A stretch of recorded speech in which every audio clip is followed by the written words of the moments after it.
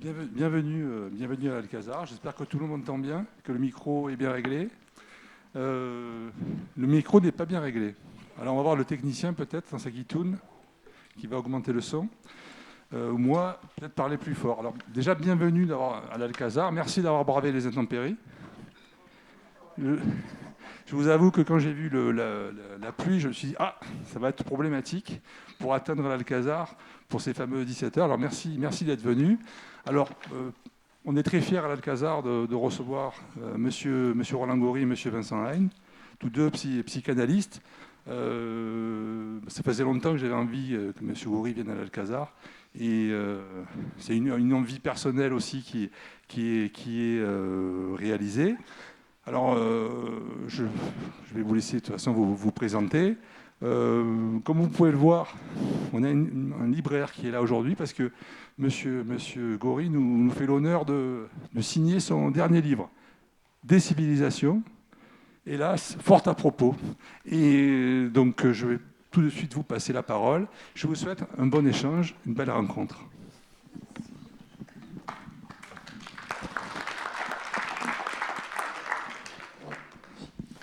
Bien, oui, ça fonctionne. Bien, bonsoir à tous. Bonsoir, cher Roland. Merci d'être venus aussi nombreux pour cette rencontre qui s'annonce absolument passionnante, ou en tout cas, pour le moins, très intéressante. Roland Gori est un psychanalyste, Monsieur Rizzi l'a rappelé, professeur honoraire en psychopathologie à l'Université Aix-Marseille, essayiste, auteur de nombreux essais, quelqu'un que j'apprécie personnellement beaucoup, dont je connais particulièrement le travail. Je crois que tu en es à 23 ouvrages publiés, plus d'autres en collaboration avec d'autres psychanalystes. J'ai pas lu les 23, mais j'ai dû en lire une bonne quinzaine, donc je connais assez bien tes travaux. Et alors j'ai un vrai problème avec Roland Gori, c'est qu'à chaque fois qu'il sort un nouveau livre, je lui dis « Ah, il est encore meilleur ». Le dernier est encore meilleur. Ce qui n'est pas tout à fait vrai, parce qu'ils sont tous bons, mais ils ont cette particularité qui me plaît énormément, c'est que d'abord, ce sont des ouvrages dans lesquels l'intelligence, mais au sens étymologique du terme, est véritablement dépliée. Et il rend cette intelligence non pas par une forme de vulgarisation qui pourrait un peu abîmer la réflexion, mais justement c'est certainement ton expérience de professeur d'ailleurs qui se ressent dans le style, par un style qui est extrêmement agréable à lire.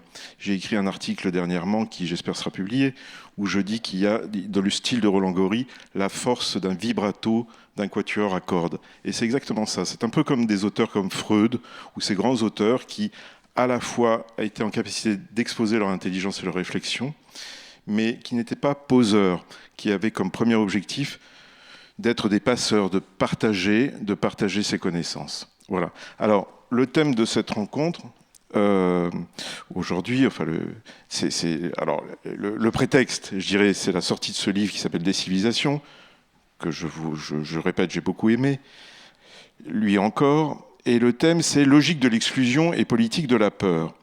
Alors, une question se pose, c'est résurgence des fascismes. Alors, des fascismes, comme s'il y en avait plusieurs. Moi, une première question qui me vient, c'est... Bon, on a tous vécu, j'allais dire de manière différente, mais quand même à grands traits, les élections déraisonnables, les élections législatives déraisonnables du printemps dernier, du printemps 2024. Il y a une expression d'Albert Camus que tu rappelles dans ton livre où tu dis « Il est plus facile de couper des têtes que d'avoir des idées ». À propos des expressions de violence qui ont marqué les dernières élections législatives, qu'est-ce que tu aurais à nous en dire ? Bien, bonsoir à toutes et bonsoir à tous. Un grand merci à Thierry Rizzi à l'Alcazar de nous accueillir et un grand merci à Vincent de bien vouloir m'accompagner dans cette aventure. Je crains simplement d'être assez inégal à tout ce qui a été dit de moi.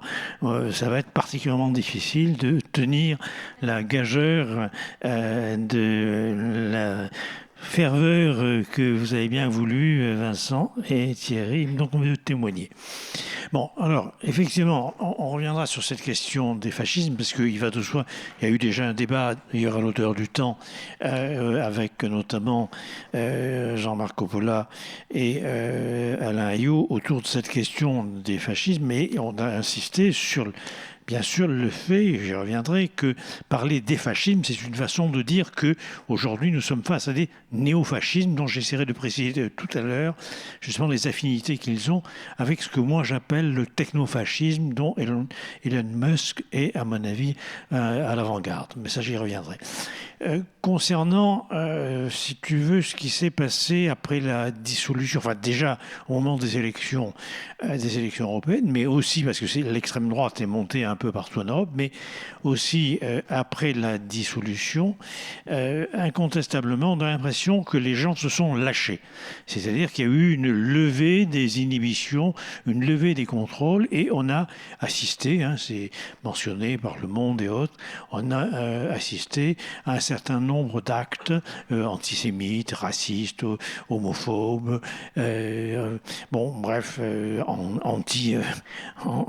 anti-gauche et autres. Et l'idée qui a notamment été véhiculée, je vais y revenir, l'idée, c'est, en gros, c'est la proximité d'une victoire possible du Rassemblement national qui fait que, dans ce contexte inflammable, les gens se lâchent par des discours très nauséabonds, où c'est très décomplexé, invité à casser du nègre, invité à casser des PD, invité à casser des arabes, etc. Voilà ce qu'on entendait, si vous voulez, comme élément de discours. Moi, je n'ai pas tout à fait cette analyse, et effectivement, c'est ce dont je traite dans Des civilisations, donc les nouvelles logiques de l'emprise. Je pense que justement ces actes-là, qui témoignent d'une certaine manière d'une régression anthropologique, qui témoignent d'une certaine manière d'un effondrement des processus de civilisation, ne sont pas la conséquence de la flambée du Rassemblement national, mais ils en sont d'une certaine manière la cause. C'est-à-dire que c'est justement parce qu'il était de plus en plus possible de se laisser aller, et on l'a vu encore hier, n'est-ce pas, aux États-Unis avec ce qui a pu se produire entre Zelensky, Trump et J.D. Vance, n'est-ce pas, c'est justement à un moment donné parce que il est possible de se laisser aller à une certaine violence que finalement les forces les plus obscures et les plus réactionnaires, ce qu'on appelle, ce qui est apparu dès la fin du XIXe siècle, ce que Ziv Sternel appelle la droite réactionnaire, la droite révolutionnaire en même temps, et finalement arrive à se manifester. Donc, ces violences, ces menaces de mort qui font régner en France un climat d'insécurité, qui génèrent des peurs souvent, d'ailleurs, chez les personnes les plus vulnérables, c'est-à-dire les personnes âgées, isolées, ou dans des quartiers dits difficiles, etc., livrées à toutes sortes de trafics, comme vous savez, d'une certaine manière, c'est exactement l'humus à partir duquel la niche écologique sociale, à partir de laquelle émergent justement, la plupart du temps, les révolutions conservatrices, les fascismes sous toutes ces forces. J'inclus bien sûr, j'y reviendrai, mais le nazisme parmi les fascismes, parce que je pense qu'il y a une langue fasciste et des dialectes divers et variés. Donc, si tu veux, je crois que c'est cela qui est, pour moi, qui est extrêmement important et qui repose souvent sur une colère sociale qu'il s'agit de dériver. Et de dériver souvent sur des boucs émissaires. C'est vieux comme le monde, mais ça s'est accru de manière considérable à partir de la fin du XIXe siècle. Encore une fois, il y a tous les travaux de Ziv Sternel qui sont extrêmement importants là-dessus, sur cette droite révolutionnaire, avec Drummond, tout ça, mais aussi Maurice Barrès, on y reviendra. Et puis bien sûr, l'émergence des totalitarismes entre les deux guerres. Et c'est, en gros, ça repose un peu sur un marché, c'est-à-dire le marché le suivant. Face aux colères sociales, il s'agit pour la droite révolutionnaire de ne pas changer pour autant le régime de propriété et de ne pas changer pour autant, je dirais, les institutions sociales et politiques. Donc, il s'agit d'opérer une espèce de conversion, de transaction, c'est-à-dire que puisque tu es dans l'insécurité, eh bien je prends en charge ta peur et je te donne le moyen de la convertir en haine. C'est-à-dire c'est une conversion, comme on parlerait de conversion religieuse ou de conversion monétaire, justement, de l'insécurité, du sentiment d'incertitude, d'insécurité, de peur en haine. Je crois que c'est ce point qui est important. Et alors, la grande illusion, c'est qu'on a pensé que puisqu'effectivement, de manière diverse et variée, mais en tout cas avec la mise en place du nouveau Front populaire, avec un front républicain plus ou moins fragile qui a pu se constituer, l'écartement du Rassemblement national du pouvoir constituait la restitution des valeurs qu'on appelle d'un antiracisme universaliste. Et là, je crois qu'on est dans l'illusion. Et je pense qu'effectivement, on en reparlera, mais on risque de déchanter. C'est aller un peu vite, encore une fois, en besogne. Voilà, si tu veux, ce que je pense. C'est-à-dire que ce qu'on a pris pour quelque chose de l'ordre d'un sursaut n'était peut-être qu'un sursis. Tu parles également dans l'ouvrage d'hégémonie culturelle. Qu'est-ce que tu entends par hégémonie culturelle ? Bon, alors c'est un concept marxiste. L'hégémonie culturelle, c'est cette idée de Gramsci. C'est cette idée selon laquelle il ne suffit pas de gagner des élections. Pour gagner d'abord les élections, mais aussi pour en quelque sorte pouvoir gouverner, il faut que les mentalités changent. Il faut que ce que le sociologue Pierre Bourdieu appelle des habitus, c'est-à-dire une disposition à penser, à agir et à parler d'une certaine manière, se modifie. Donc ça veut dire qu'il faut que, on va dire, l'atmosphère culturelle, les éléments de langage habituels soient homogènes à la politique que l'on veut favoriser. Je ne sais pas si je suis clair.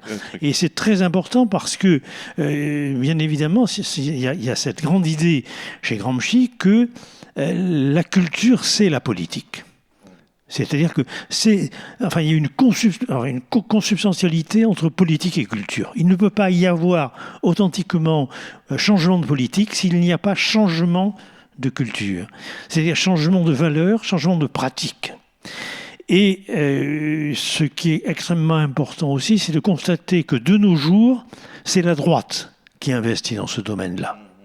Et par exemple, on voit bien comment, j'en parle dans l'ouvrage en donnant quelques références, l'extrême droite et la droite italienne ont tout à fait mis en pratique cette nécessité d'installer une hégémonie culturelle qui fait qu'ils perdent ou qu'ils gagnent le pouvoir, de toute façon, ils ont changé radicalement la manière de penser, de vivre et de parler et de dire le monde.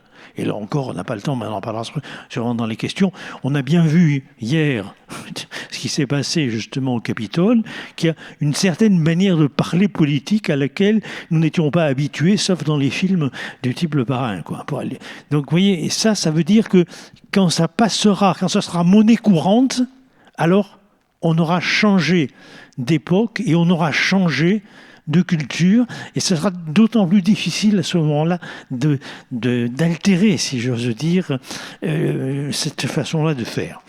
Donc, pour faire vite et pour faire simple, si tu veux, je crois que les raisons, les motifs, les vecteurs qui ont conduit par exemple à ce vote Rassemblement national, eh bien, ils sont indissociables de ce qui est en train de bouger dans le champ culturel.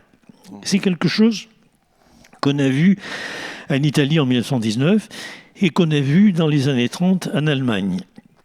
Si, par exemple, je vous ai amené quelques textes, bon, j'en parle aussi dans le bouquin, mais je vais pas...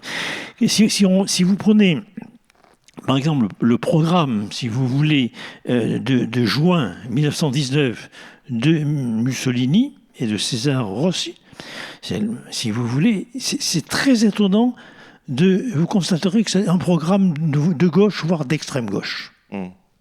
C'est-à-dire, il dit par exemple, pour le problème politique, nous voulons une politique extérieure insoumise, la réforme de la loi électorale, l'abolition du Sénat, etc.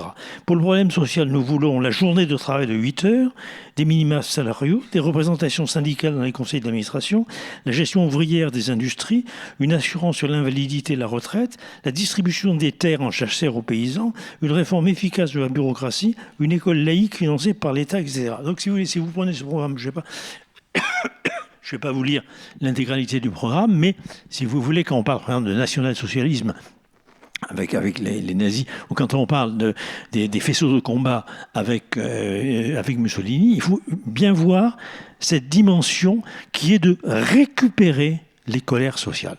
C'est la chose la plus importante.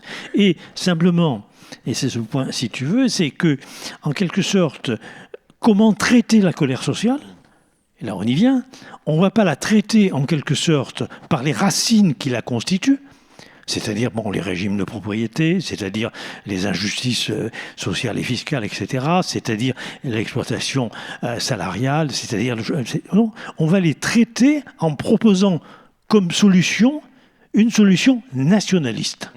C'est ce que tu illustres avec... Excuse-moi, je t'interromps. Vas-y. C'est ce que tu illustres parfaitement avec l'affaire de Southport.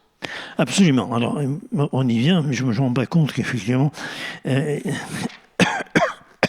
je vais essayer de retrouver en détail ça, mais bon, je crois que je l'ai perdu, mais ça fait rien. Bon, tu apprenais que le Royaume-Uni était dans mais je sais de plus. violentes Étant donné qu'on n'a pas suivi notre programme, mais c'est pas grave. Oui, au moment où je terminais mon livre, effectivement, on était en juillet, je crois, en juillet donc 2024. On en apprend, si vous voulez, qu'un jeune homme de 17 ans tue à Southport 3 fillettes. Il blesse 17 enfants, et il se trouve qu'il est noir d'origine rwandaise. Mais il est né en Angleterre. Et à ce moment-là, il y a des émeutes qui se produisent en Angleterre, qui sont totalement allumées, si vous voulez, par des réseaux, comme le réseau Telegram, qui invitent à organiser des manifestations dans la ville, pour commencer, au nom de Southport Wake Up, réveille-toi, dans la mosaïque des groupuscules de la fachosphère, où l'agresseur est présenté comme un migrant musulman arrivé récemment en bateau. Ce qu'il n'était pas. Et donc, si vous voulez, ça va flamber sur les réseaux sociaux, en particulier X. Et c'est là où Musk va dire d'ailleurs, la guerre civile sera inévitable en Angleterre. Si on prend j'ai pas le temps, mais si je prends tous les détails de Musk, j'ai fait cet après-midi de la liste, c'est absolument... c'est incroyable. Bon, c'est un autre problème. Et donc, en gros, l'extrême droite attise la haine et exploite donc la tragédie en diffusant des fake news. Ce sont des fake news. Et en quelque sorte, aujourd'hui, il est de plus en plus difficile, si vous voulez, de distinguer l'information vérifiée des fake news. C'est ça le problème. Or, il faut aussi savoir une chose, qui est un point sur lequel, que je développe beaucoup dans le livre, c'est que les fake news, c'est le paradigme originaire aujourd'hui de toute information journalistique. Ça veut dire que, si vous voulez, toute information journalistique ne détient sa valeur qu'en fonction de sa viralité, c'est-à-dire de son épidémie. Donc, à partir de ce moment-là, il y a des travaux qui ont été faits en sociologie, en psychologie sociale, etc. Une fake news, elle a 7 fois plus de possibilités de toucher le public qu'une information vérifiée. Et elle va des dizaines de fois plus vite. Donc, si vous voulez, ça veut dire qu'elle a une force, un impact. Les infopédémies, j'ose dire, sont extrêmement puissantes. Et du coup, le journaliste, il est obligé de faire avec ce qui lui est demandé par les industries médiatiques, par le commerce, si vous voulez, des médias, c'est-à-dire de faire du buzz. Et donc, par exemple, on l'a vu, je n'avais pas parlé dans le bouquin, mais j'en parle maintenant, on l'a vu pendant les guerres du Golfe, en 1990, la première, tempête dans le désert, comment le service de renseignement américain barrait l'accès aux informations, c'est aux journalistes sur le terrain des opérations militaires, et leur transmettait des informations soi-disant objectives. Mais comme les journalistes étaient eux-mêmes en concurrence, qui devaient faire vite, donc donner en premier l'information, ils ont eu tendance à ne même pas avoir le temps de recouper les informations pour savoir s'il n'y avait pas des incohérences. Je ne dis pas aller les vérifier sur place, puisque ça leur a été interdit. Ça a été la première fois où il y a eu une guerre de l'information et où, en quelque sorte, les journalistes ont été instrumentalisés par les armées pour pouvoir avoir un impact sur le théâtre de l'opinion publique face aux opérations militaires. Ça va, je suis clair ? Tout à fait. Et donc, ça, c'est un point extrêmement important, et ça rejoint donc la question, bien évidemment, de l'hégémonie culturelle dont je parlais tout à l'heure. Alors, peut-être juste pour terminer sur ce jeune homme, les rassemblements violents et racistes qui ont eu lieu ont fait que les immigrés musulmans ont été les cibles principales de ces attaques, les demandeurs d'asile ont été conspués, et le gouvernement anglais invitait à stopper les embarquements en provenance de la Manche. Stop the boat. Stop the boat. Et donc les mosquées, les hébergements d'urgence sont attaqués par les émeutiers. Des affrontements ont eu lieu avec la police. Des groupes de manifestants opposés à l'extrême droite ont été plus ou moins cassés, etc. Donc si vous voulez, et c'est là où Musk a dit il va y avoir une guerre civile. Pourquoi c'est important? Parce qu'il faut voir aussi que ces influenceurs donc qui ont emprunté les réseaux dont j'ai parlé, X, Instagram, etc., n'étaient pas simplement des influenceurs anglais. Ce n'est pas simplement des citoyens anglais d'extrême droite qui protestaient en quelque sorte et qui utilisaient un fait divers terrible, dramatique, tragique, pour pouvoir faire avancer leurs idées. Il y avait le soutien si vous voulez, de gens qui se connectaient et qui venaient de la mouvance pro-Trump ou qui venaient, si vous voulez, de la mouvance italienne, etc. Il y a une espèce d'internationalisation de cette hégémonie politique. Je ne sais pas si je suis clair. Et d'où, effectivement, le risque majeur aujourd'hui d'une logique d'exclusion fondée sur une sorte d'internationalisme fasciste. Et qui, du coup, ne repose pas sur une réalité. Alors, bien sûr. Alors, déjà, encore une fois, donc, ce jeune homme qui a assassiné de manière terrible ces trois fillettes, il est né en Angleterre. Le motif terroriste avait été écarté par la police, etc. Donc, bon, et donc, on voit bien déjà dans ce cas-là où c'est pas effectivement, mais qui plus est, on peut dire que psychopathologiquement parlant, on sait bien que, là, on va y venir, le rejet de l'autre ne repose pas sur la réalité de l'autre, ce qui me permettra tout à l'heure de discuter avec toi de la question de la peur. Est-ce qu'on a vraiment peur de quelque chose ou de quelqu'un, ou est-ce que c'est autre chose dont il est question?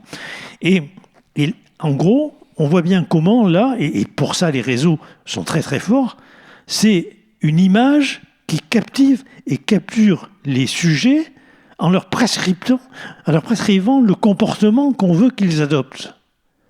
Et donc, vous voyez, la politique, c'est plus un débat. C'est plus en quelque sorte un affrontement sur des idéologies, sur des croyances. C'est, d'une certaine manière, faire passer des informations qui, comme le disait déjà Gilles Deleuze, sont des mots d'ordre et qui vous prescrivent les comportements que l'on souhaite vous voir adopter. On est en pleine manipulation sociale et ça, c'est extrêmement important parce que c'est notre époque. C'est notre époque avec un incubateur majeur qui est bien évidemment constitué par les nouvelles technologies. Et là, si vous voulez, on a atteint quelque chose d'absolument fantastique. Pour vous donner un autre exemple, dans une des campagnes pour l'élection de Trump, Elon Musk, encore lui, bien sûr, avait créé une agence de propagande, j'ai oublié le nom américain, mais peu importe, une agence de propagande pour soutenir la candidature de Trump. Et grâce à l'analyse des données, il avait sélectionné les populations en fonction, si vous voulez, de leurs origines, donc la Pennsylvanie ou le Kentucky, etc. Et il adressait ce qu'on appelle, si vous voulez, les adresses micro-ciblées. Il adressait aux populations, par exemple, essentiellement d'origine musulmane, que Kamala Harris était pro-israélienne, et il adressait aux populations juives les messages selon lesquels Kamala Harris était pro-Hamas et antisémite. Donc, si vous voulez, c'est à ce type de manipulation sociale qu'aujourd'hui nous avons affaire et qui détermine des logiques d'exclusion. On n'est plus simplement dans la logique, j'y reviendrai parce que je vous donnerai, si j'ose dire, les bases, la logique d'exclusion raciste, mais on n'est pas simplement là. Aujourd'hui, il y a véritablement une espèce de si vous voulez, de généralisation mondialisée de la manipulation sociale par le vecteur justement d'une guerre de l'information. C'est ça qui est extrêmement important.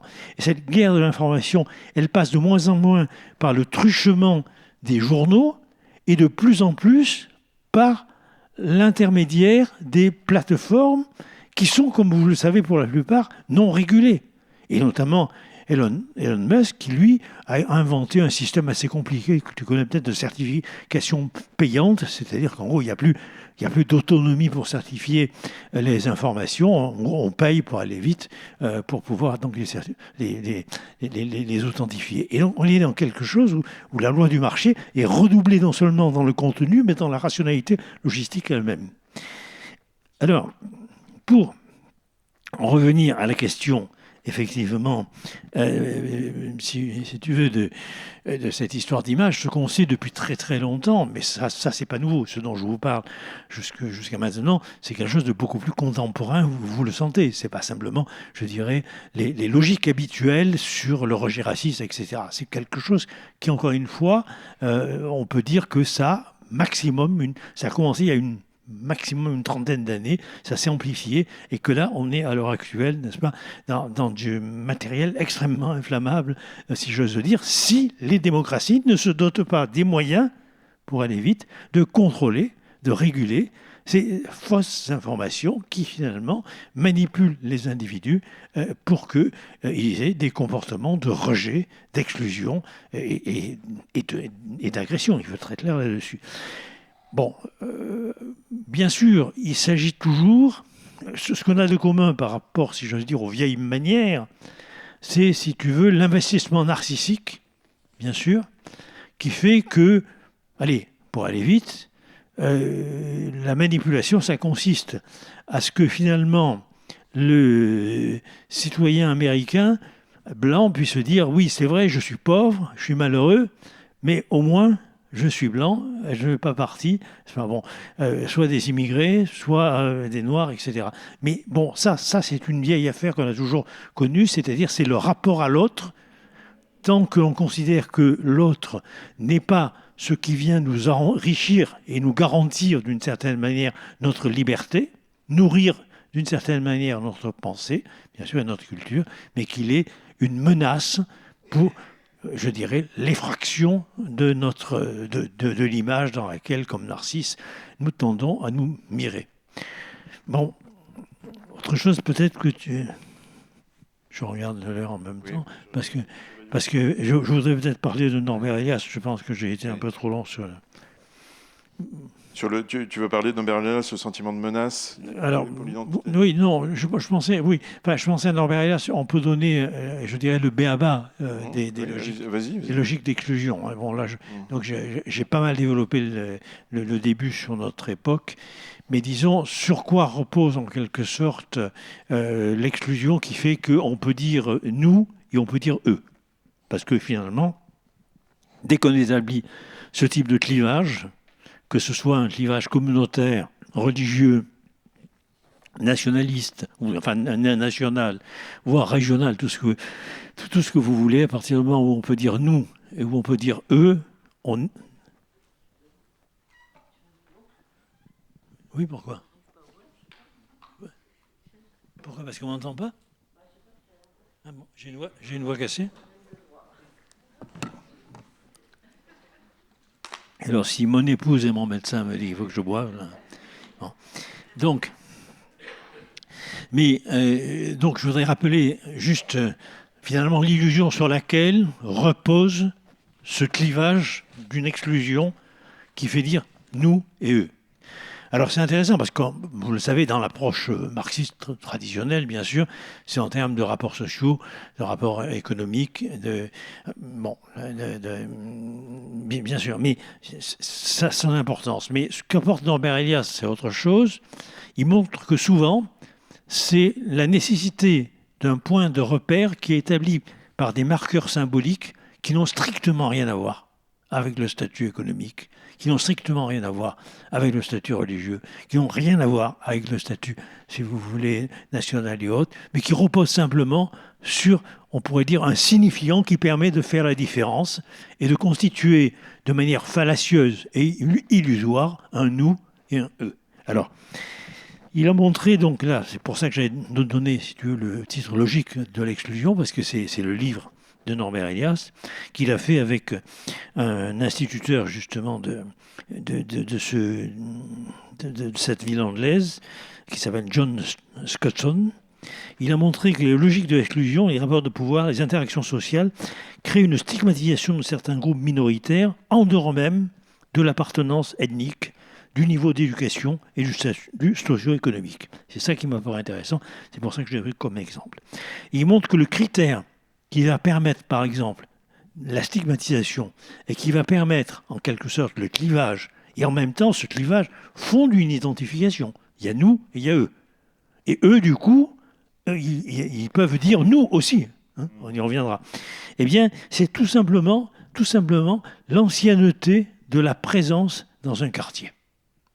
Et donc, ils vont étudier, si vous voulez cela, je vous la fais vite et simple, et l'enquête donc dévoile que l'exclusion, le refus de relations et d'interaction sociale, le sentiment de puissance ou d'infériorité dépend étroitement de facteurs symboliques, c'est-à-dire, il y a le groupe des résidents installés depuis 2 ou 3 générations, et puis il y a celui des nouveaux venus. Et donc, indépendamment des ressources individuelles, indépendamment des ressources collectives réelles, indépendamment même, si vous voulez, du charisme, etc., l'adhésion collective se fait sur ce marqueur purement symbolique de l'ancienneté, de l'implantation des citoyens dans leur quartier. Alors ça va très loin, mais comme je voudrais qu'on ait le temps de poser des questions, je vais faire très vite, mais vous voyez, ce qui est intéressant dans cette enquête de Norbert Elias, c'est qu'il montre par exemple que du coup, les comportements sociaux sont déterminés par les représentations que les gens peuvent avoir de par, justement, ce vecteur de clivage. Et que, par exemple, si vous voulez, je ne sais pas si je suis clair, que quand, par exemple, on accuse les nouveaux venus de faire du bruit, d'être chiants, d'avoir des petits délits, petite criminalité, du coup, il montre, je n'ai pas le temps de développer, mais il montre que, effectivement, ceux qui sont exclus et minoritaires s'identifient à... Ils y répondent. Ils s'identifient aux représentations qu'on véhicule sur eux. Que c'est une espèce de vengeance sociale, si vous voulez, que de finalement s'identifier à, justement, ce qu'on balance sur toi. Et je crois que c'est important. Bon, je ne peux pas développer, je l'ai fait dans le bouquin, mais je ne peux pas développer plus avant, si vous voulez, parce que ça montre bien en quelque sorte que, indépendamment de la réalité sociale, économique, genrée, etc., il y a incontestablement des marqueurs symboliques qui peuvent pousser les individus, en quelque sorte, à quelque chose qui est de l'ordre, il faut pas avoir peur du mot, de la division.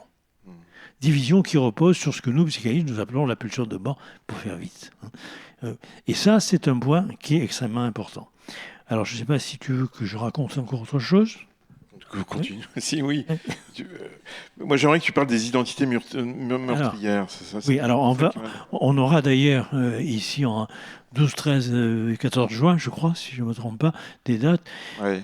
Une soirée d'un réseau méditerranéen, trois soirées d'un réseau méditerranéen, je voulais dire un cycle, mais 3 soirées du réseau méditerranéen de psychanalyse, culture et Méditerranée que nous lançons, avec Vincent, Marie-Josée, Vanina Micheli, Jalil Bellani, etc., enfin un certain nombre de collègues, il y a aussi des sociologues, anthropologues, etc., sur la question de l'identité.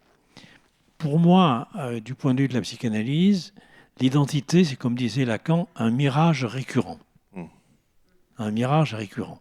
C'est-à-dire que, si vous voulez, l'identité, et je crois que c'est important parce que c'est au cœur aujourd'hui, bien sûr, de nos débats. eh bien, l'identité ne résiste pas aux différentes analyses psychologiques et sociales. Nous sommes fabriqués par du multiple, et nous sommes fabriqués par de multiples identifications, un peu à la manière, Lacan disait pour l'analyse qu'il fallait peler le moi comme un oignon.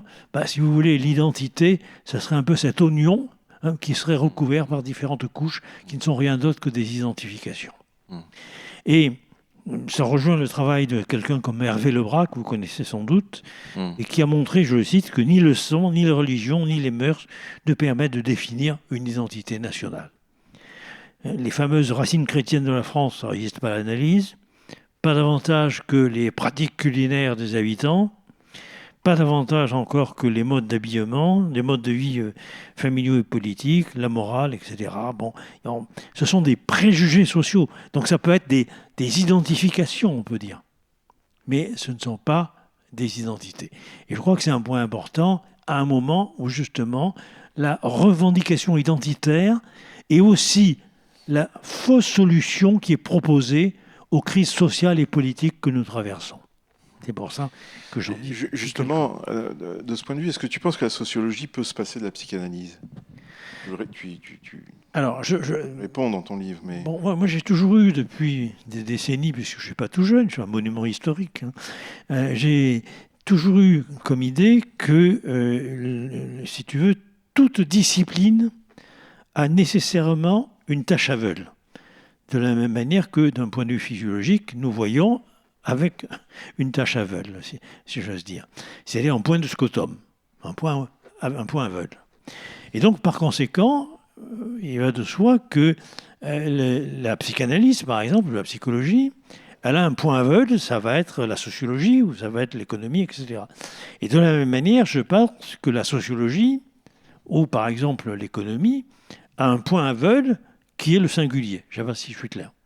Quand par exemple on entend, ça m'est arrivé récemment, on entend un économiste de la santé parler de la nécessité d'augmenter l'âge de départ à la retraite parce qu'il fait une grande courbe et qui montre que le segment de la population passive va s'accroître de telle manière que la charge sur la population active va devenir intolérable, comme je le lui ai d'ailleurs fait remarquer, parce que pour lui, du coup, ça justifie quasiment, n'est-ce pas, le suicide médicalement assisté, la fin de vie. D'ailleurs, il y a eu des philosophes en Angleterre et ailleurs qui prônaient justement que les vieux se suicident pour ne plus être une charge pour les jeunes. Bon, on voit bien que dans cette dimension-là, d'économie de la santé, le sujet singulier n'est plus qu'un segment de population statistique. Il n'a plus de réalité. Il ne correspond à rien. Donc, si tu veux, d'une manière générale, je dirais que toute connaissance se fonde nécessairement par sa méthode sur un point de vue. C'est d'ailleurs l'étymologie grecque de théorie. La théorie, c'est le point de vue qui va exclure du paysage un certain nombre de choses. Je n'ai pas répondu à ta question, je le sais. Et donc, bien évidemment, nécessairement dans nos pratiques de recherche, ou dans nos pratiques cliniques, ou dans nos pratiques sociales, chaque fois qu'on se réfère à une approche, nécessairement, ça veut dire qu'on accepte de laisser de côté d'autres approches. Alors, sur la question justement de la psychanalyse et de la sociologie, plus que de la psychologie d'ailleurs, de la psychanalyse et de la sociologie, je pense que c'est intéressant parce que la psychanalyse ne peut pas se passer d'une référence aux conditions sociales et culturelles qui définissent sa pratique et qui restituent la spécificité du sujet singulier qu'elle construit. Je m'explique. Freud, d'ailleurs, dans un texte, dit « La psychanalyse est aussi une psychologie sociale ». Ça veut dire, tout simplement, que ce que montre la psychanalyse, c'est que, d'entrée de jeu, le sujet n'existe pas sans l'autre.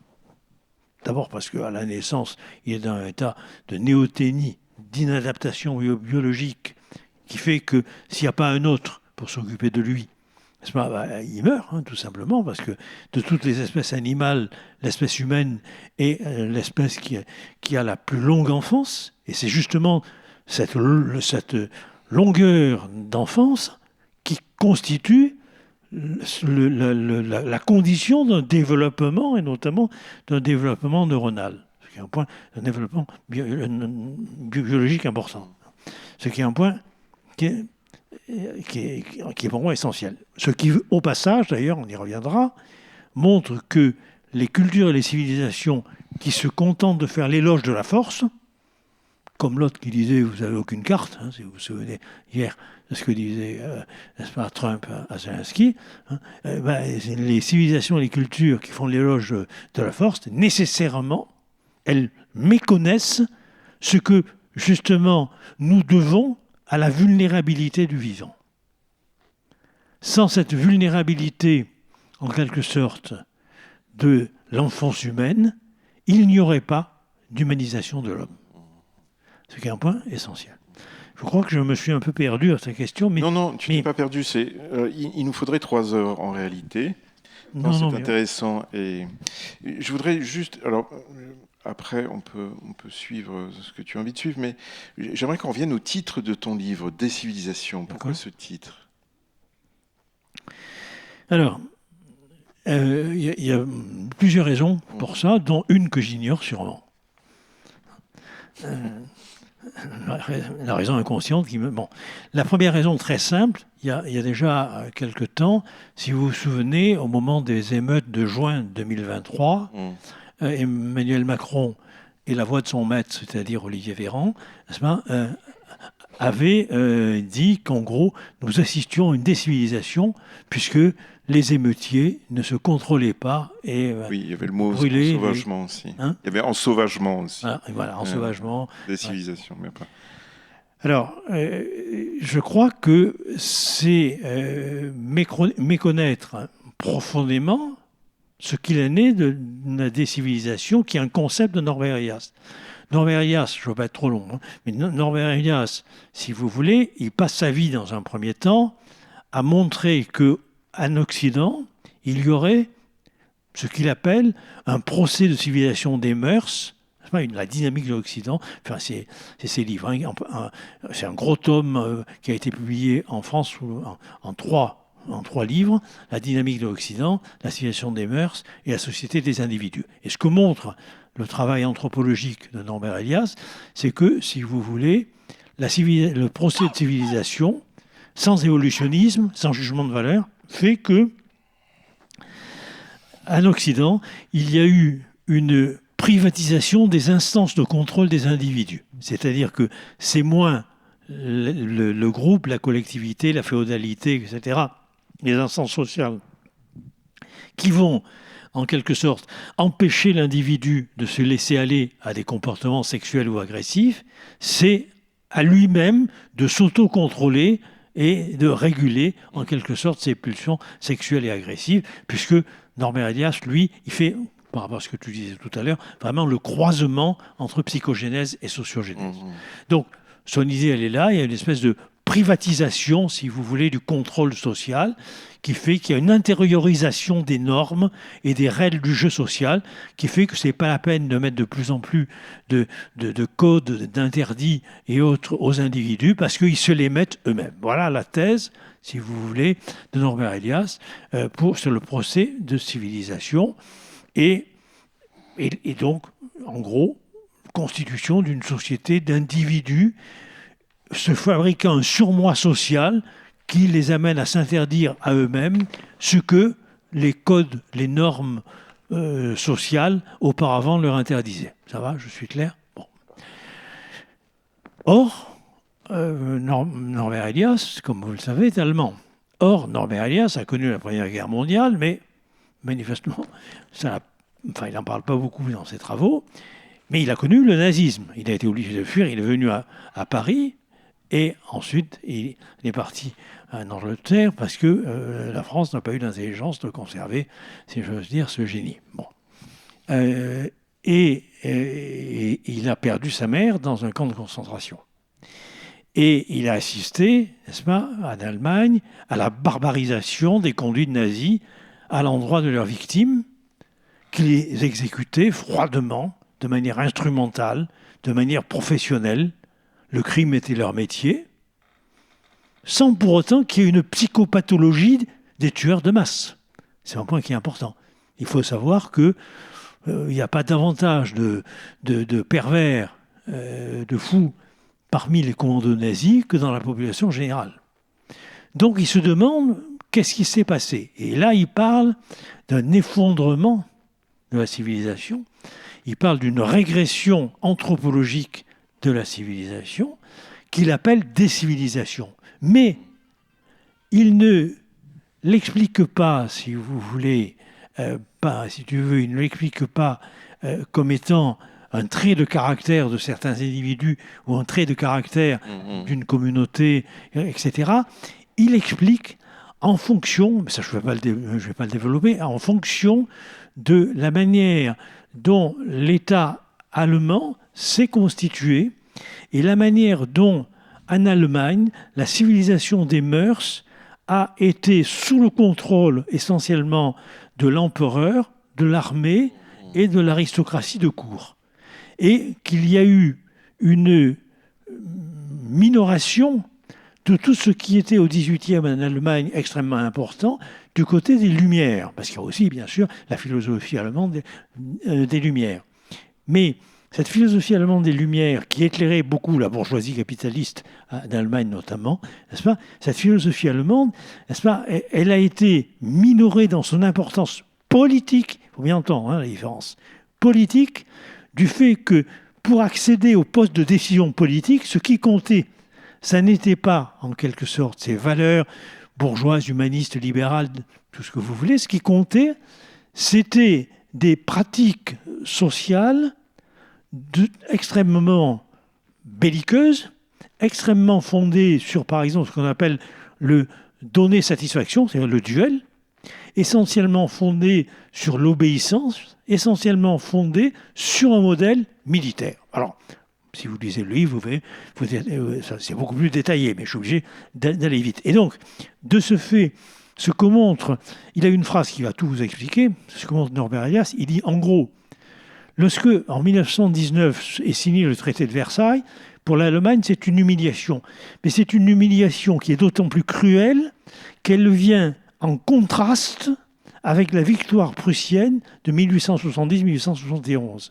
Et il a cette phrase extraordinaire où il dit « L'armée allemande, en 1870-1871, n'a pas seulement vaincu la France, elle a vaincu les prétentions de la bourgeoisie à accéder au poste de décision politique. » Et donc, ça rejoint l'histoire de l'hégémonie culturelle. Ça veut dire que, en gros, il montre comment, par exemple, dans les établissements scolaires et universitaires, ce qui prévalait, c'était l'éloge du sacrifice, l'éloge de l'héroïsme, l'éloge du combat, et pas du tout l'art de la discussion et du dialogue. Ce qui a été la défense d'ailleurs de tous les criminels nazis pendant leur procès. Comment ? Ce qui a été la défense de tous les criminels SS pendant leur procès, en disant moi je répondais. Absolument. Absolument. C'est ce que va dire Eichmann. Il va se référer à l'impératif kantien, le tu dois, je n'ai fait que. Voilà. Et ce qui est extrêmement important aussi, enfin, c'est comment dire, c'est de bien comprendre ce qui fait le lien, bon, parce que là on est un peu à la fois dans une causerie et en même temps dans un exposé. Donc si vous voulez, c'est parfois difficile de surfer bien sûr là-dessus, malgré tout la générosité, la bienveillance de Vincent. Bon. Et donc en gros, ce qui est extrêmement important, c'est de voir, tu vois, ce que tu appelais tout à l'heure, après Gramsci, l'hégémonie culturelle. C'est qu'en gros, c'est pas seulement que en Allemagne il y avait c'est qu'en gros dans tous les domaines de l'existence, il faut lire. Norbert Elias, c'est très impressionnant. Vous avez un préfet, un homme politique qui va assister au duel alors que le duel est interdit. Vous avez un haut fonctionnaire qui va aller au duel en sachant qu'il va se faire tuer par celui qui l'a provoqué, mais il y va quand même, parce qu'il ne peut pas ne pas y aller, sinon il est déclassé socialement. Il sauve sa peau, mais il est... Voilà. Bon, donc il faut, encore une fois, c'est un gros bouquin de 600 ou 700 pages, ou 900, je ne me souviens plus, c'est énorme, bon, bref. Donc il faut lire ce bouquin qui s'appelle « Les Allemands », il faut bien comprendre ça, c'est ça qui est important. Il ne faut pas dire seulement « les Allemands, c'était des guerriers belliqueux et méchants », c'est pas ça. C'est qu'en gros, si vous voulez, il montre que la noblesse de cour et la féodalité allemande n'a jamais perdu le pouvoir politique, et que l'État allemand a eu beaucoup plus de difficultés à s'unifier que par exemple la France ou l'Angleterre. Qui est un point extrêmement important. Et que donc, comme il dit par exemple, on le voit, il fait des analyses, par exemple pédagogiques. Dans la pédagogie, il oppose par exemple la pédagogie hollandaise, fondée sur l'art de la discussion, du dialogue, des arguments, etc., l'importance de la parole et autres. Et puis, il fait l'analyse de la pédagogie allemande, où là, ce qui compte, c'est pas ça, c'est la force. Ce qui compte, c'est le courage. Ce qui compte, c'est l'héroïsme. Ce qui compte, c'est le sacrifice. Je ne sais pas si je suis clair. Oui. Et ça, c'est extrêmement important. Donc, c'est là où, bien sûr, moi, ma réaction, elle est relativement simple. Quand j'entends Macron, au moment des émeutes, si vous voulez, après la mort du jeune Naël, dire en gros, les émeutiers, il y a un ensauvagement, il y a des civilisations, pour moi, il se plante complètement, parce que à qui la faute? Si on a laissé dépérir les services publics, si on a laissé dépérir, si vous voulez, tout ce qui est, pourrait-on dire, le cœur, la chair même de la démocratie, c'est-à-dire justement le soin pris pour le langage, pour la parole, pour le dialogue, il est inévitable que celui qui a démoli l'État ne peut pas dire c'est la faute des émeutiers. C'est justement l'effondrement des services de l'État qui s'avère coextensif de comportements, si vous voulez, qui peuvent être à ce moment-là des comportements où effectivement les inhibitions sont levées. Et je citais une phrase attribuée à Bossuet: « Dieu se rit des hommes qui déplorent les effets dont ils chérissent les causes. » Et je crois que c'est une phrase qu'on peut appliquer à Macron. Bon, je crois qu'il nous reste très peu de temps. 5 minutes. 5 minutes, mais j'aimerais quand même que tu dises un mot, parce que moi, ça m'a vraiment passionné dans ton livre, de la peur comme affect politique. Ah. Et puis ensuite, peut-être conclure là-dessus, si tu es d'accord, évidemment. Mais alors, finalement, de quoi aurions-nous peur? Oui, alors... Et puis ensuite, on donnera la parole à ça. Ouais. Oui, non, j'ai été très très long, mais enfin, j'espère. Je voudrais quand même, peut-être, si tu permets, juste avant de répondre à ta question, je pense que Thierry nous accordera 2 minutes, n'est-ce pas? Et surtout qu'il vient de quitter la salle. Donner la conclusion que donne Norbert Elias sur cette histoire, les Allemands. Il écrit, à la fin de son livre, fin d'un chapitre, « On a souvent l'impression que l'abcès nazi n'est toujours pas résorbé. » 1989, hein. Le pu fermente, mais ne s'écoule pas. Les recherches menées ici s'intéressent essentiellement à des problèmes concernant le passé allemand, mais le passé d'un peuple renvoie toujours à autre chose qu'à lui-même. Connaître ce passé peut directement profiter à l'élaboration de l'avenir commun. Et il ajoute l'équilibre, on est en 1989, hein, l'équilibre entre solidarité et concurrence au sein des relations des pays européens entre eux, comme avec le reste des nations, n'est pas du tout simple à réaliser. La question du passé est décisive. À maints égards, elle n'est pas du tout résolue. Donc vous comprenez pourquoi j'ai insisté sur ce point. Alors, sur la question de la peur. Oui, mais je crois que c'est intéressant parce que la peur, c'est un affect politique. C'est-à-dire que la peur, elle est au croisement même, pourrait-on dire, de la politique et de la psychologie. Si on se réfère, par exemple, à Hobbes au XVIIe siècle, eh bien, on voit bien comment la peur est l'émotion qui justifie que les hommes abandonnent, si vous voulez, leur force et leur agressivité au profit du Léviathan, le monstre de la Bible, qui est l'État ou la religion. C'est-à-dire que l'État, tel le Léviathan de la Bible, serait cet animal monstrueux sorti des eaux, en charge pour Hobbes de confisquer la violence de chacun pour le bien de tous. C'est parce qu'ils ont peur de mourir, et que c'est cette peur-là, c'est cela qui fonde, en quelque sorte, si tu veux, l'état de droit. Mais Hobbes, si j'ose dire, n'est pas couillon. Hobbes sait très bien que c'est un matérialiste. Et il sait très bien que l'État ou la religion n'ont pas à eux-mêmes le pouvoir, si j'ose dire, de confisquer l'agressivité, la force, la conduite des individus pour leur imposer le code moral, etc., ou le code social dont je parlais, les règles du jeu social. Il faut autre chose. Et cette autre chose, il a une très belle phrase, la fiction. Il dit, ils fictionnaient et ils avaient peur de leur fiction. C'est-à-dire que contrairement à tout ce qu'on vous a raconté, la plupart du temps, les philosophes ont dit « Oui, Hobbes, c'est celui qui dit la guerre de tous contre tous, c'est l'état de nature, et que donc, par conséquent, on abandonne notre pouvoir à l'état qui va nous réguler. » Non, c'est plus compliqué que ça.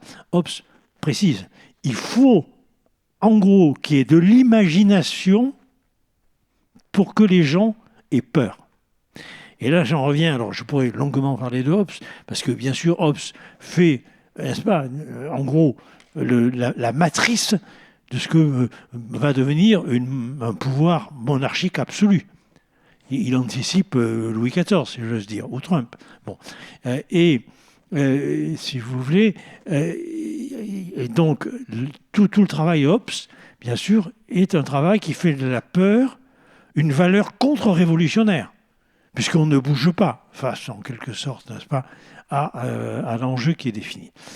Alors, je ne sais pas si on a encore quelques minutes, mais je voudrais quand même avancer là-dessus. Bon, vous pouvez vous reporter au Cité lucide, si vous voulez. J'en ai parlé au Cité lucide justement sur la peur, parce que Hobbes, si vous voulez, c'est le XVIIe siècle. C'est un Anglais. C'est-à-dire, c'est les luttes entre le Parlement et le roi. C'est-à-dire, c'est les guerres civiles. Et en gros, qu'est-ce qui peut mettre fin aux guerres civiles? C'est un roi, c'est une monarchie, c'est un pouvoir, qui peut être le Parlement d'ailleurs, peu importe. C'est un pouvoir qui finalement confisque, si vous voulez, la force des individus. Bon, ça, c'est finalement ce que vous disent tous les ministres de l'Intérieur lorsqu'ils vous disent « Vous voulez la sécurité, eh ben, donnez-moi le pouvoir, en gros, et abandonnez la capacité de décider et de vous diriger. » Dans l'histoire politique, c'est classique. Bon, je n'ai pas le temps de développer, j'ouvre juste une piste. On voit bien comment Hobbes sera contredit un siècle plus tard par Montesquieu. C'est-à-dire qu'il ne faut surtout pas qu'il y ait un pouvoir absolu, et il faut diviser le pouvoir afin que tout citoyen n'ait pas peur de notre citoyen à cause de ses opinions. Je cite approximativement, bien sûr, Montesquieu, l'esprit des lois. Bon, je peux vous en parler en 2 heures, on n'a pas de temps. Mais Montesquieu, il va fonder le libéralisme en politique, et Montesquieu, c'est le grand inspirateur de la Constitution de la Révolution américaine. Voilà. Bon, manque de bol, ça ne marche pas. Ça ne marche pas. Et là, il faut encore 2 heures pour que je puisse vous parler d'Alexis de Tocqueville, de la démocratie d'Amérique, et il me faut encore 2 heures pour que je puisse vous parler d'Hannah Arendt et de l'école de Francfort, qui mettent en évidence qu'on est toujours dans l'illusion. On est toujours dans l'illusion, si vous voulez, qu'en divisant le pouvoir et avec un régime libéral et sage, finalement, les gens seront bien gouvernés. Tout ça fait l'impasse sur une chose principale, c'est que les gens, ils ont besoin d'être gouvernés par eux-mêmes, avec les autres. Et ça s'appelle l'invention de la démocratie. Et c'est une des choses les plus difficiles. Alors, de quoi est-ce qu'on a peur? Comme il nous reste plus que 5 minutes, c'est ça? 1 minute. Voilà, 2 minutes, allez, 2 minutes. En gros... C'est vendu. Il est où? Tu me laisses 2 minutes quand même. Bon, tu es gentil. Bon. En gros, on n'a jamais peur de l'objet qui produit la peur. Voilà, c'est très simple. Et ça, c'est valable aussi, bien sûr, dans le rejet de l'autre, le racisme, l'exclusion, tout ce que vous voulez. C'est bidon. C'est-à-dire que, je vous la fais vite, il faut partir d'une nouvelle de Tchekhov. Bon, je donne un exemple, pas 3, d'accord. Bon. Alors, il y a 3 souvenirs, mais Marie-Josée Delorgo m'impose de ne vous en raconter qu'un seul. Bon, c'est Tchekhov est avec un petit garçon sur un traîneau, c'est la tombée de la nuit, n'est-ce pas? Et il roule comme ça, et il voit au loin, dans un clocher, il voit une espèce de lumière rouge flamboyante à un endroit dont il sait parfaitement qu'on ne peut pas y accéder. Il y est allé, il connaît, il sait que c'est inaccessible. Et il est pris d'une frayeur terrible.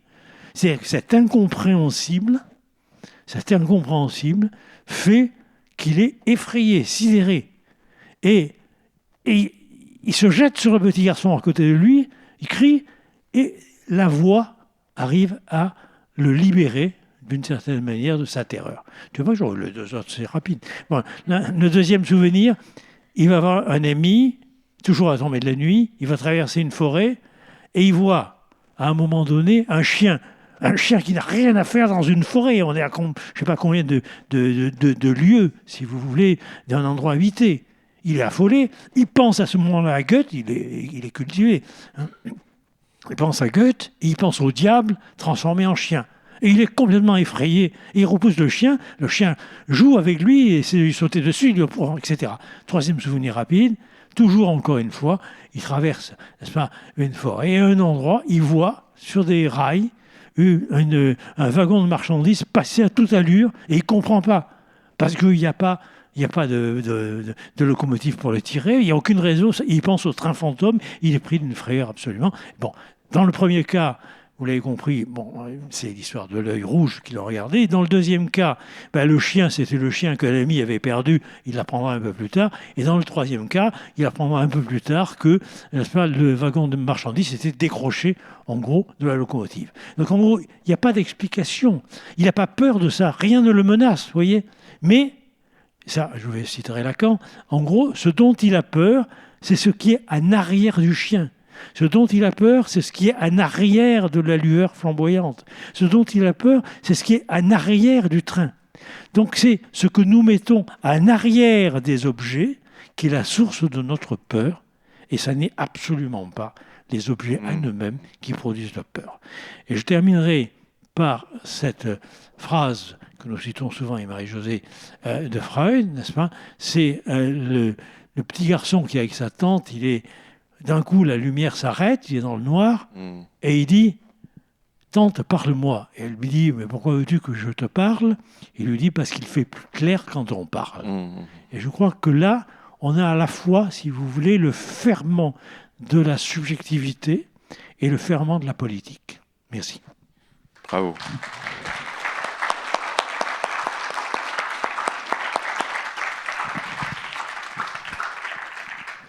Bien, je crois que maintenant on a un temps qui nous est accordé pour les questions du public. Donc, Parlez dans le micro. Bonsoir. Vous m'entendez, ça va ? oui, bonsoir. Vous avez ouvert votre discussion directement sur la situation politique en France. Et en vous écoutant, je prends conscience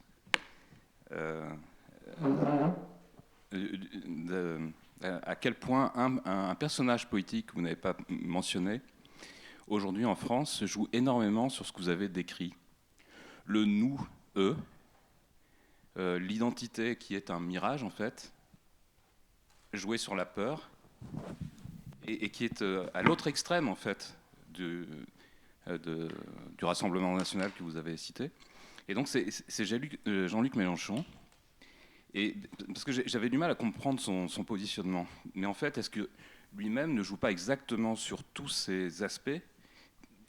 Je dirais presque finalement, en vous écoutant de façon totalement volontaire, en créant une sorte d'épouvantail qui prend en otage non seulement la communauté qu'il est censé défendre, il inverse cette notion même d'identité, c'est-à-dire que l'exclusion, c'est pas l'exclusion de la minorité, c'est la minorité donc née hors de France, comme il dit, qui devient elle-même le nous et qui voudrait exclure le eux. Et au total, on a donc ce personnage politique qui prend en otage la gauche démocratique. Et je ne parle pas de LFI en général, hein, parce que je pense que la gauche démocratique, y compris toute la branche démocratique, plus ou moins de LFI, aurait mérité d'arriver au pouvoir. Mais à quel point ce personnage, finalement, crée l'épouvantail qui empêche la vraie démocratie gauche-centre d'accéder au pouvoir. et laisse finalement un couloir extraordinaire jusqu'aux prochaines élections qui vont donner sans doute le Rassemblement national, que ce soit aux législatives ou aux présidentielles, lui donne un boulevard comme ça, et lui se plaçant juste comme opposant. Alors je ne sais pas si c'est une question ou une remarque, mais j'ai vraiment cette prise de conscience là à l'instant en vous écoutant. Alors j'ai quand même l'impression que la réponse est dans la question. Je crois que chacun peut avoir un peu son point de vue et son analyse.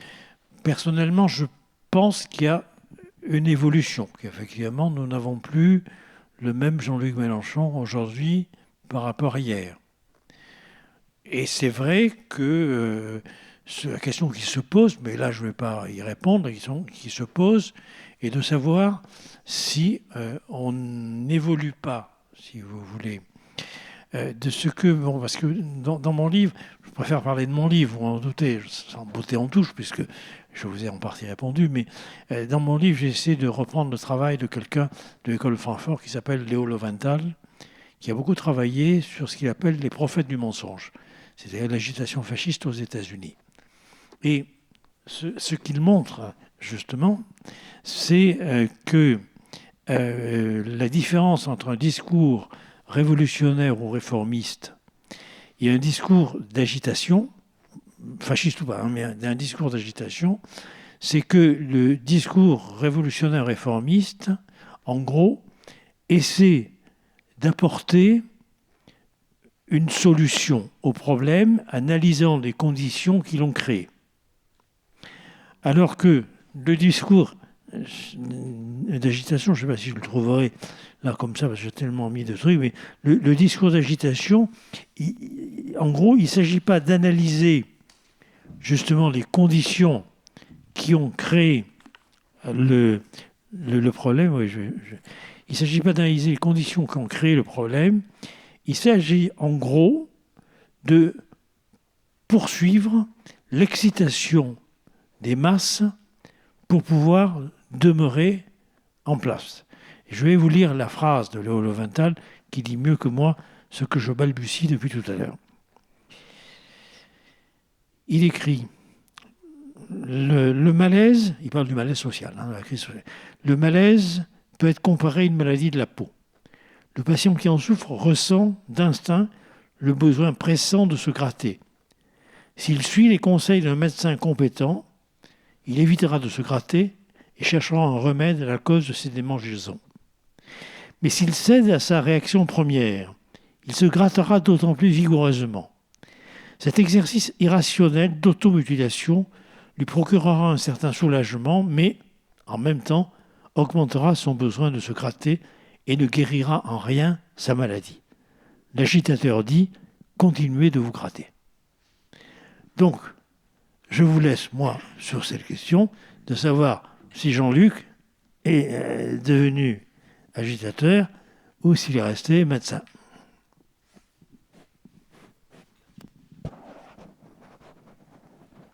Alors, moi, je vais juste me permettre une thématique que tu n'as pas abordée, c'est la question de la réalité, en fait. Parce que, en fait, la réalité, la construction de la réalité. Et ça, c'est, je trouve, un élément très important aujourd'hui de notre monde actuel, c'est qu'en fait, on a l'impression que des réalités parallèles coexistent de manière un peu étrange, en fait.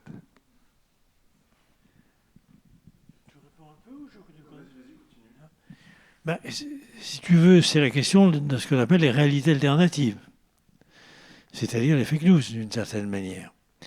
Alors, bon, puisque j'en parle beaucoup aussi dans mon bouquin, il se trouve par exemple que l'ancienne porte-parole de Trump, j'ai oublié son nom, mais peu importe, ça reviendra, était vraiment douée en matière de réalité alternative.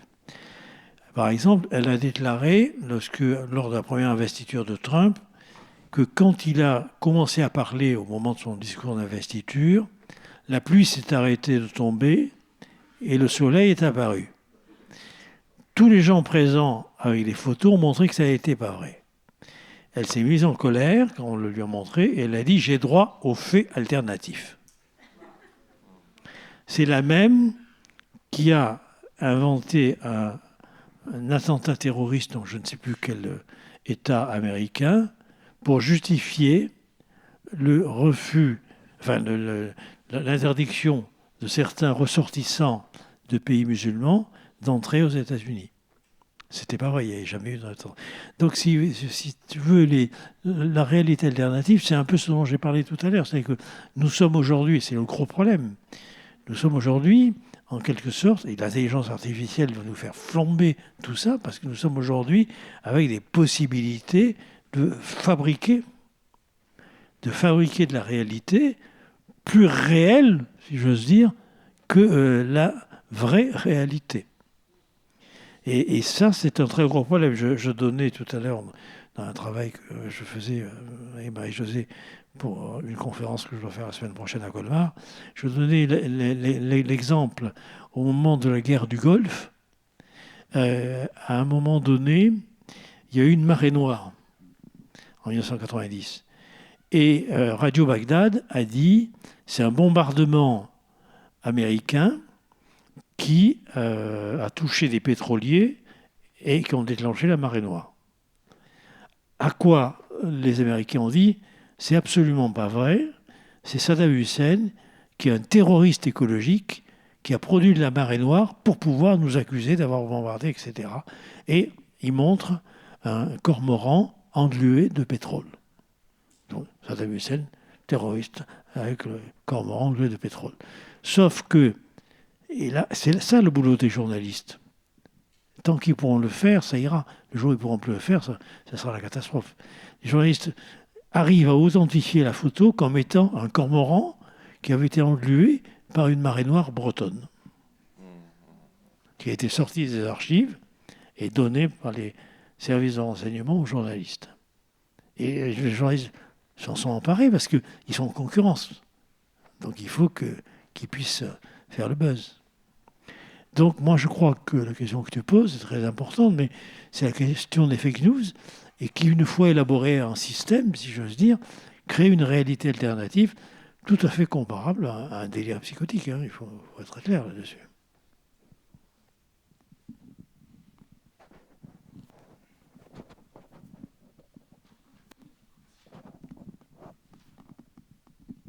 Justement, pour rebondir sur cette idée de peur qui n'a pas d'objet ou de peur sans objet, dans les dispositifs de manipulation des masses ou d'ingénierie sociale, on a, il me semble, la création d'ennemis invisibles, que ce soit le terroriste qui est potentiellement partout ou nulle part, qui sont des logiques finalement de préparation à la guerre, ou aussi bien des ennemis invisibles qui peuvent être microbiens ou microscopiques, qu'on a eu pendant la période Covid.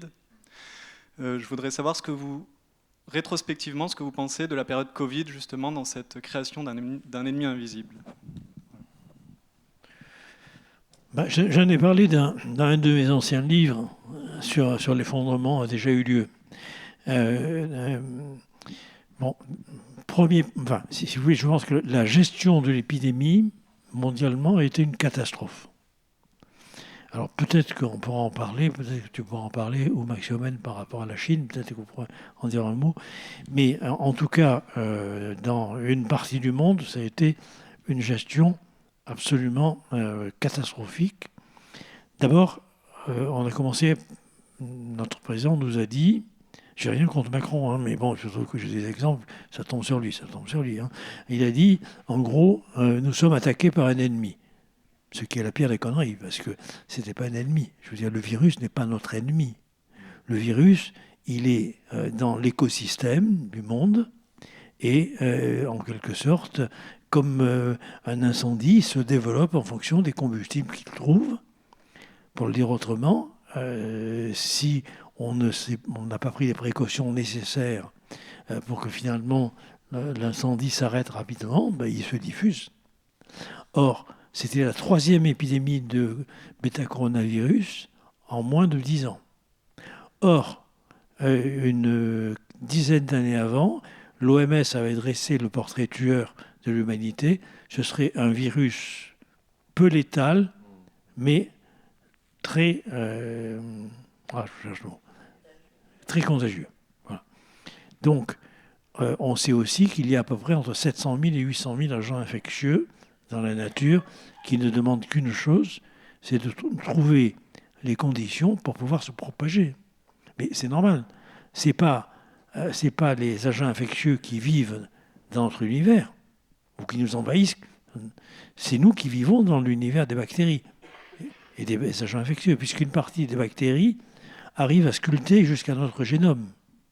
Je ne vais pas développer, mais si vous voulez, selon, en quelque sorte, les endroits où vous avez vécu, où vos ancêtres ont vécu, les bactéries qu'ils ont rencontrées les immunisent contre telle ou telle maladie, ou au contraire, les prédisposent à telle ou telle maladie. Donc, si vous voulez, en gros, c'est notre manière de vivre qui, à certains moments, modifie l'écosystème, le biotope, et rend certains agents extrêmement dangereux. On a fait une mondialisation marchande, mais on ne s'est pas doté des protections sociales et sanitaires pour ça. On sait, je ne vais pas développer, que dans l'histoire des épidémies, il y a ce qu'on appelle les transitions épidémiques, c'est-à-dire les épidémies qui apparaissent depuis le néolithique, chaque fois que l'homme a changé sa manière de vivre dans un environnement. Au néolithique, il passe d'une position de nomade à une position sédentaire et il commence à choper toutes les zoonoses, toutes les maladies transmises par les animaux sauvages, domestiques, etc. Au 5e siècle avant Jésus-Christ, les guerres puniques et autres font flamber, n'est-ce pas, certaines épidémies. On sait depuis les travaux de Kyle Harper que, par exemple, l'Empire romain n'est pas tombé à cause des barbares, mais est tombé à cause des épidémies. C'est la peste antonine et la peste justinienne qui, finalement, à Rome, notamment, ont décimé les populations. Pour plusieurs raisons. La première, c'est qu'à Rome, les gens étaient entassés, hein, si vous voulez. Et la deuxième raison, c'est que l'expansion coloniale des Romains, l'acquisition de territoires, s'accompagnait justement d'un contact avec des populations et avec des systèmes qui leur faisaient transporter, si vous voulez, des agents infectieux. Ça s'est reproduit en 1843-44 à New York, etc. Ça s'est reproduit avec, bien sûr, la peste en Europe. Ça s'est reproduit avec la grippe espagnole en 1918, qui a tué plus de monde que pendant la guerre. Enfin, si vous voulez, je ne veux pas développer, mais ce que je veux dire par là, et là on va le voir avec la nouvelle gouvernance américaine, en gros, on sait que quand on fore dans l'Antarctique, on libère des agents infectieux. Il y a quelques années, pas longtemps, un enfant de 12 ans inuit est mort de l'anthrax en provenance du cadavre décongelé d'un renne. Donc, si vous voulez, la manière dont on change, ça s'appelle les transitions épidémiques, la manière dont on change nos manières de vivre dans un environnement, modifie, encore une fois, modifie bien sûr le biotope et libère le facteur pathogène de l'environnement. En plus, là aussi, c'est comme pour l'histoire de la décivilisation, c'est pas la peine de dire que quoi qu'il en coûte, on évitera que les gens meurent. Il aurait fallu le faire avant, c'est-à-dire ne pas fermer les entreprises bretonnes qui fabriquaient des bouteilles d'oxygène, ne pas fermer les entreprises qui fabriquaient des masques en les externalisant à l'étranger et en perdant la souveraineté sanitaire.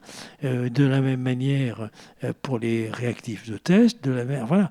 Donc en gros, ça a mal été géré, mais ça provient du fait qu'on a externalisé un certain nombre de choses pour obéir à la logique du moins coûtant, et donc c'est bien notre manière de vivre qui est la cause, je ne dis pas principale, mais à 50%, comme dirait Jared Diamond, qui a beaucoup travaillé sur ces questions-là, sur les fondements des sociétés, à 50%, c'est la faute de l'environnement, et à 50%, c'est la faute de l'organisation de la société. Quoi. Toi, tu peux peut-être dire, ou Maxomène oui, alors en fait, j'ai une question à vous poser par rapport aux affects.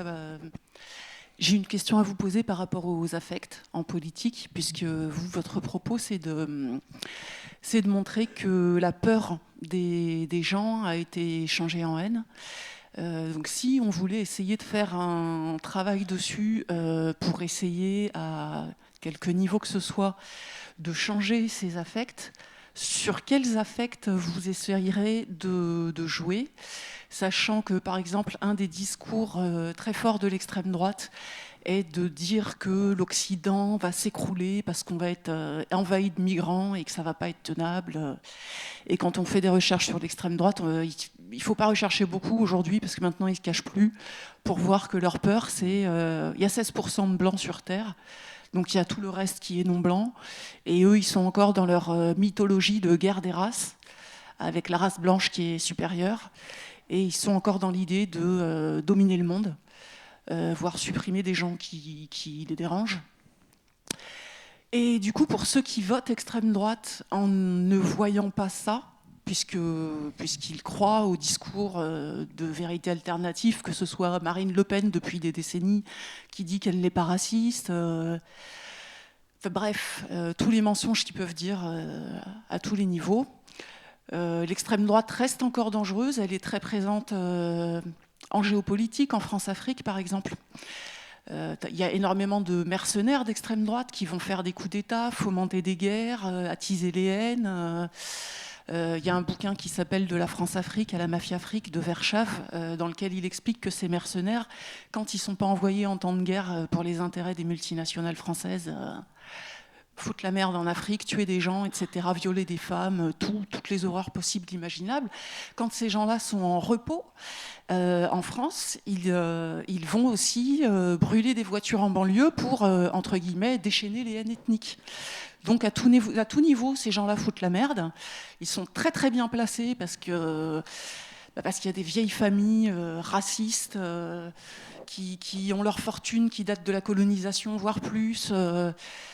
Bref, ou des gens comme Bolloré qui ont fait leur fortune ces quelques dizaines de dernières années. Ils ne reviennent peut-être pas de la colonisation, mais de la néocolonisation, oui.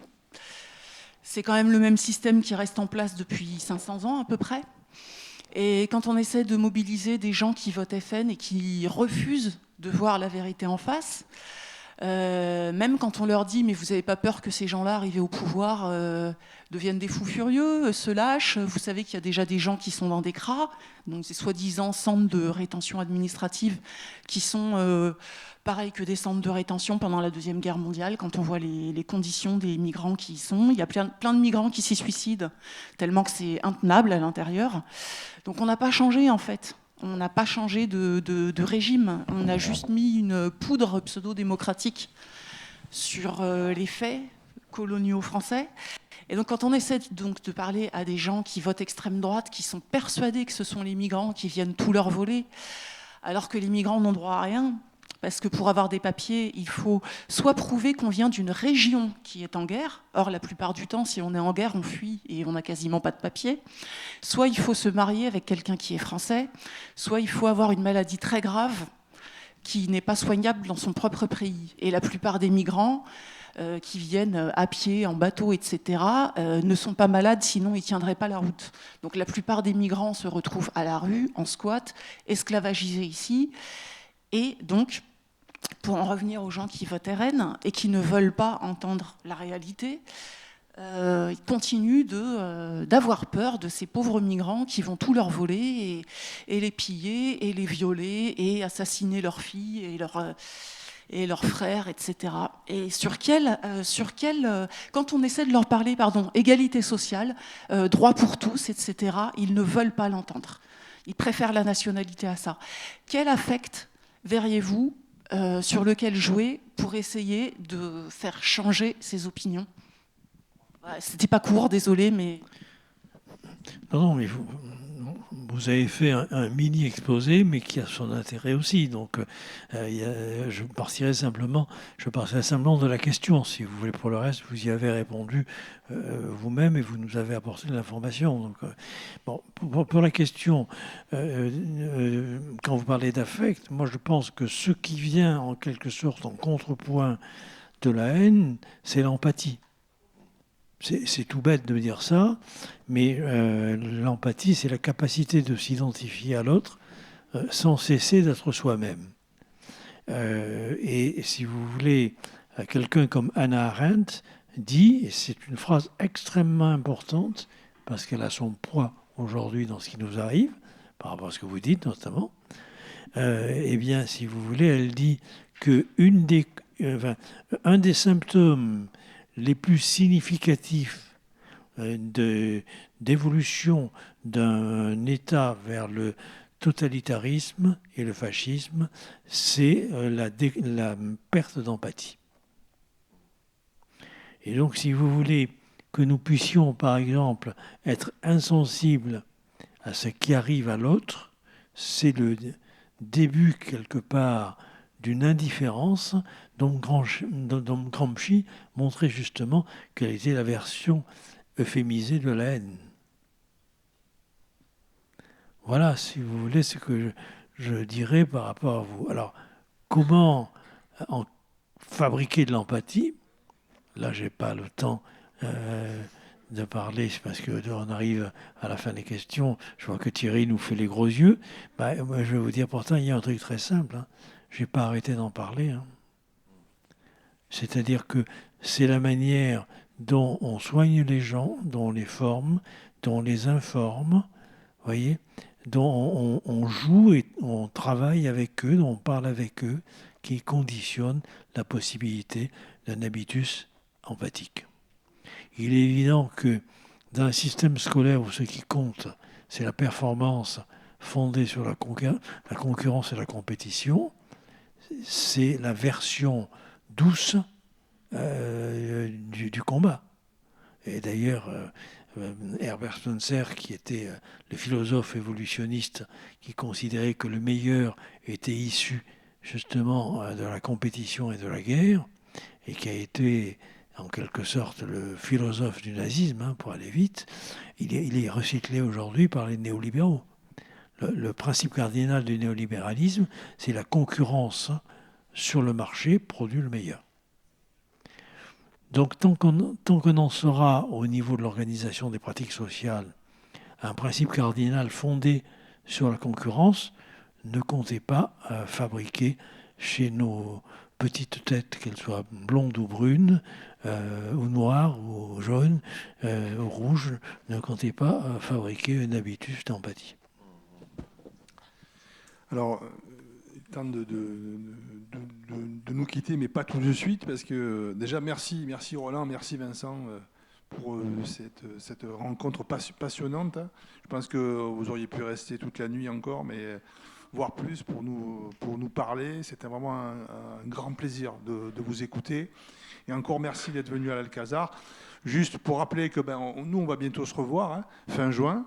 Puisque comme tu l'as dit, je crois que c'est le 12, 13, 14 juin, c'est 3 soirées, donc 17h, 19h, 19h30, sur l'identité méditerranéenne, mythe ou réalité. On est vraiment dans la suite de ce que vous avez fait aujourd'hui.